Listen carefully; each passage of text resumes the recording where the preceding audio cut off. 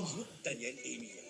Emilien, grand flic, attention, ça allait vite là-dedans. Moi-même, j'avais du mal à suivre. Ah, dis donc. Et Daniel, Daniel, quel pilote.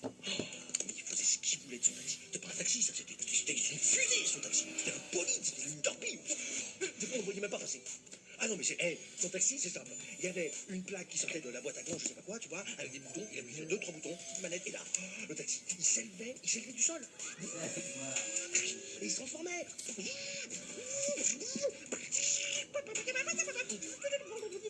Et une nouvelle plaque minéralogique pour les... L'OM, allez l'OM. Oh, le taxi, c'était pas... Oh là là. Et à un moment donné, quand il partait, il arrachait de la gomme sur le sol. Bon, j'ai compris. Hein? Ah non, j'ai compris. Ah non, bah non, t'as pas compris. Il grillait tous les radars. Les radars tombaient quand il passait. Mais le taxi, il dépassait les 300. Il a même dépassé le TGV. Et bien un jour, eh ben, ils sont montés à la capitale. Et c'est comment ils sont passés?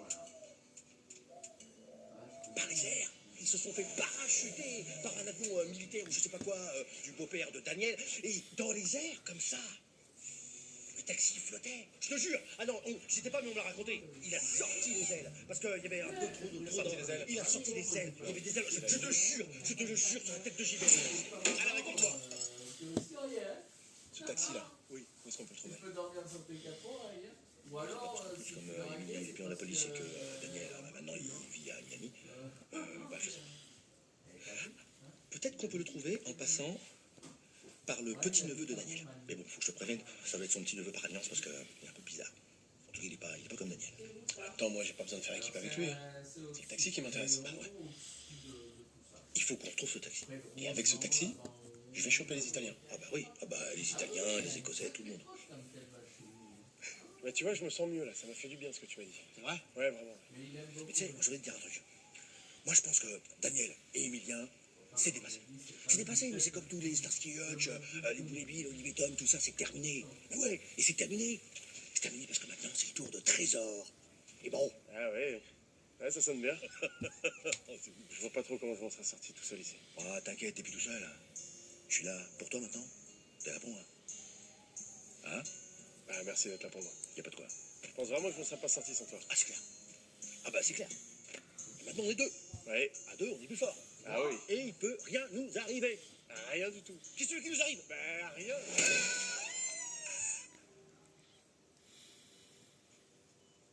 Hein? Ah non, mais c'est rien. Hein. Ah non, mais demain, je suis sur pied. Hein. C'est un peu impressionnant comme ça, mais... Non, non, je ressors et on reprend l'enquête. Oui. Comme on a dit, Alain et Sylvain, comme les deux doigts de la main.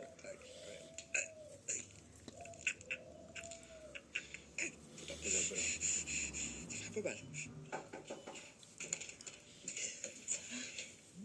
C'est bon, chef. On a retrouvé l'enfoiré qui vous a renversé. Chef, on a l'identité du petit-neveu de Daniel. D'accord. Vous avez son nom? Eddie Maclouf. Ça doit être un homme anonyme. Je suppose qu'ils habitent à la même adresse? Si c'était le cas, chef, ce serait assez incroyable. Mais vous êtes complètement con, vous voyez pas que c'est la même personne, non? Oh, j'aime quand vous nous parlez mal, chef. Allez.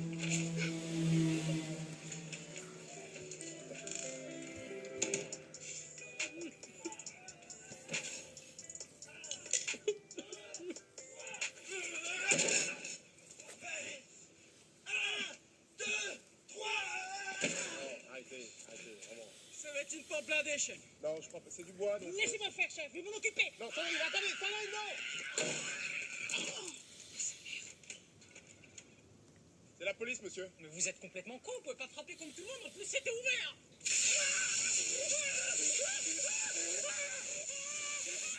Ça brûle.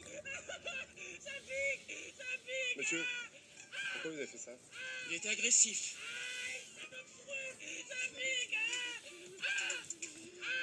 Monsieur, pardon.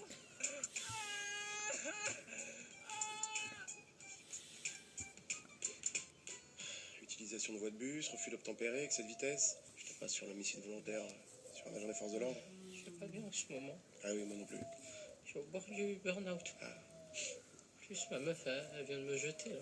Enfin, la bonne nouvelle dans tout ça, c'est que tu vas pouvoir aller te reposer quelques années au Baumette avec tout ce que t'as fait, là. Oh bah si.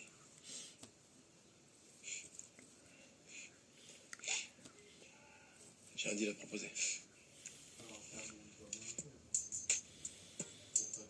On retrouve le taxi et j'oublie toutes tes infractions. Mal, non? Non, oui, enfin non, je peux pas. Parce que le taxi, en fait, on l'a envoyé au bled. Au bled? Oui, il avait 200 000 au compteur, donc du coup, on l'a envoyé chez mon tonton du bled. Non. Je peux vous proposer moi aussi un deal? Comme un genre de Non. contre-deal, s'il vous plaît. Où j'en suis? Tu rêves. Mettons que je vous retrouve le bolide. On pourrait peut-être faire équipe tous les deux, non? Comme dans Bad Boy. Vous serez Will Smith et moi je serai un petit peu Martin Lawrence. Non, mais c'est hors de question. On va pas faire équipe ensemble, non. Non? Non. Dommage. J'aurais peut-être pu vous aider à les retrouver, ces Italiens. Qu'est-ce que t'as dit là? Je connais tout le monde à Marseille. Alors je me suis dit que j'aurais peut-être pu vous aider. J'aurais même pu mettre mes potes Uber sur le coup. Mais apparemment, pas possible. Et puis sans vous manquer de respect, hein, votre équipe là. C'est un peu la Cotorep, non? Alors ça, pas du tout, non. Pas du tout. C'est une équipe dynamique, et puis ils ont l'œil vif surtout. Ouais, rien ne leur échappe. Ah, ils sont... Ah Oui. oui, ça, sur ça, ouais. Putain. Bonjour, chef. Bonjour, Ménard. Grâce à la photo qu'a prise Sandrine, j'ai pu établir le portrait robot du suspect. Eddie Maclouf, 25 ans, considéré comme le pire chauffeur Uber de Marseille. Mais justement, bonjour, monsieur. Bonjour, monsieur. Il échappera pas à l'œil de lynx. Allez, c'est parti, tout le monde, on est là, c'est parti.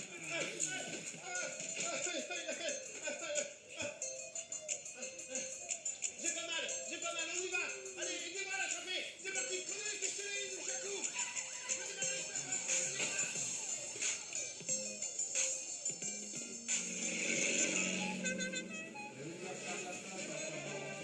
Mais qu'est-ce que c'est cette voiture? Non.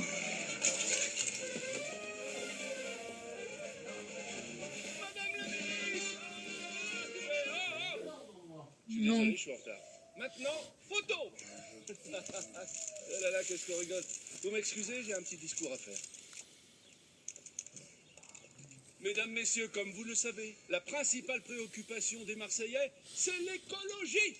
Donc j'ai l'extrême fierté de vous présenter l'arme absolue contre les déjections canines. De la rate. La caca 2000. Et là, vous jouez, bande d'abrutis. Oui, citoyens, citoyennes, ce n'est plus au Karcher que nous allons nettoyer la Marseillaise, la ville de Marseille. C'est avec la caca 2000. Ce véhicule est capable d'aspirer 35 000 crottes de chiens par jour et par nuit. Le tout est collecté, broyé, compacté pour finir dans cette merveille de cuve. Monsieur le maire, excusez-moi, pour la vidange de cette cuve, faites comment? Ça, c'est très simple, il y a un bouton, on appuie, puis pif. Oula! Un Kleenex pour Madame la Sinistre, puis bon sang. Là, il faut pas bouger, hein, parce que ça soigne.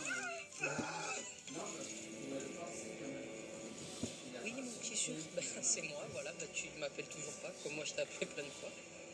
C'est ton ourson dodu, hein, donc n'hésite pas à me rappeler quand tu veux, je m'inquiète un petit peu, je m'inquiète quoi.